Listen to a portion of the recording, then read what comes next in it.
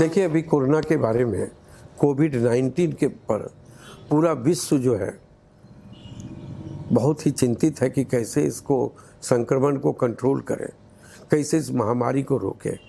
करोड़ों आदमी मर चुके हैं, करोड़ों आदमी की मृत्यु हो चुकी और करीब 9 से 10 करोड़ लोग संक्रमित हो चुके हैं पूरे देश। इंडिया में भी काफ़ी लोग, करोड़ों की संख्या में, करोड़ का आंकड़ा पार कर गया है। 1 करोड़ 8 लाख लोग संक्रमित हो चुके हैं। वही स्थिति सब जगह है, सब देशों में है। तो पूरे वर्ल्ड में इस पर गहन अध्ययन, गहन साइंटिफिक रिसर्च और काफ़ी इस पर चिंतन, काफ़ी इस पर सेमिनार, काफ़ी रिसर्चेज हो रहे हैं कोरोना के ऊपर में। कोरोना चाइना से शुरू हुआ और गलती जो हुई, जो अब हम लोग समझते हैं, गलती क्या हुई कि गलती ये हुआ कि कोरोना में जब चाइना से शुरू हुआ था 2019 के अक्टूबर में, तो उस समय लोगों ने ध्यान नहीं दिया या चाइना गवर्नमेंट ने नहीं ध्यान दिया। उस समय यदि वहीं पर सबको रोक दिया जाता तो आज विश्व के लिए इतनी बड़ी चिंता की विषय नहीं रहती और इतने लोग मरते नहीं। लोगों ने उस समय ध्यान नहीं दिया। जनवरी में आकर के तब लोगों को लगा कि अब इस पर रोका जाए, तब तक कोरोना 104 देशों में पहुंच चुका था। कोरोना जब तक लोगों का ध्यान उस पर गया, भारतवर्ष में आया, भारतवर्ष ने भी बहुत सारे इस पर गवर्नमेंट ने, सब लोगों ने बहुत ही ध्यान देना शुरू किया और चाहा कि कोरोना को किसी तरह हम लोग रोकें। लेकिन कहीं ना कहीं यहाँ भी एक चूक हुई।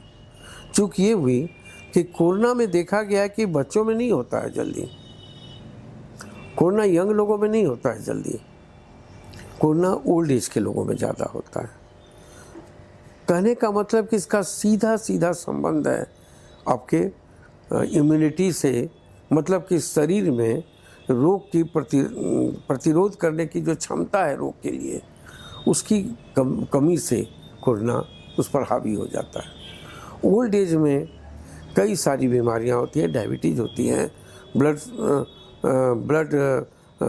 शुगर होता है और ब्लड प्रेशर होता है, हार्ट की बीमारी होती है, लंग्स की बीमारी होती है, कैंसर होता है, किडनी की बीमारी होती है, बहुत तरह की बीमारियां होती हैं। उनमें जब भी जाता है उनकी इम्यूनिटी बहुत कम होती है, इम्यूनिटी शरीर में प्रतिरोधक क्षमता बहुत कम होती है, और यदि उसमें हमने प्रतिरोधक क्षमता कमी हो गई तो वहाँ कोरोना जाता है, उनको इफेक्ट करता है और वहाँ मृत्यु होती है। हमारे यहाँ इतने सारे लोगों की मृत्यु हुई, कई लाख में, तो उसका वजह था कि यदि हम लोग इसको, ये सेगमेंट को यदि हम रोक लेते कि मान लीजिए मेरे घर में एक आदमी है और बाकी 25 आदमी यंग हैं, ये हैं, एक आदमी सीनियर सिटीजन है जो कि 65-70 साल से ऊपर के हैं और उनमें बहुत सारा की ये है, खास करके बहुत सारी की बीमारियां भी उनको अलग से है, तो वैसे लोगों को नोटिस कर लेती सरकार और उन पर खाली ध्यान देती, बजाय कि हम 90% पर ध्यान दे रहे हैं, 92% को यदि हम 8% 7% लोगों पर ध्यान दे देते तो आज इतने लोग नहीं मरते। इस पर एक चूक दूसरी हुई यहाँ के लोगों की, इस पर ध्यान देना चाहिए था। और कोरोना से तो भाई इम्यूनिटी का सीधा सीधे संबंध है और कोई चीज़ से नहीं, इम्यूनिटी से।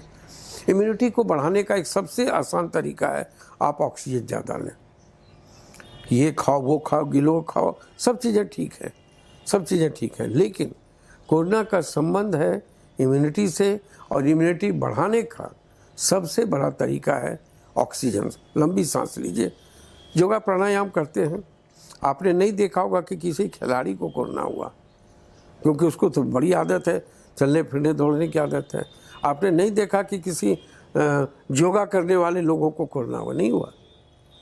ये सब ऑब्जर्वेशन है जो कि जानना चाहिए हमें अपनी कहाँ काम से गलतियाँ हुई और कहाँ कहाँ ऐसा हुआ। तो अभी जो है सो उसकी वैक्सीन नहीं थी, कोई दवाई नहीं था, जो बच गए भगवान भरोसे हैं, नहीं बचे तो वो तो काल के गाल में चले गए। हम लोगों को एक बहुत ही किस्मत वाले हैं कि 1 साल के अंदर में कोरोना की वैक्सीन आ गई। जो ऐसा कभी भी मानव के इतिहास में नहीं हुआ कि कोरोना की दवाइयाँ, वैक्सीन या कोई भी स्मॉल पॉक्स 15 साल लगते हैं वैक्सीन को निकलने में, 20 साल लगते हैं वैक्सीन को निकलने में, 45 साल तक हो गए तब वैक्सीन निकला, 1 साल में निकाल दिया लोगों ने। ये बहुत बड़ा आविष्कार कहिए साइंटिफिक रूप से हुआ कि जो कोरोना का वैक्सीन मेरे सामने पहुंच गया। अब हम वैक्सीन ले लेंगे तो इम्यून हो जाएंगे, उससे इम्यूनिटी बढ़ जाएगी।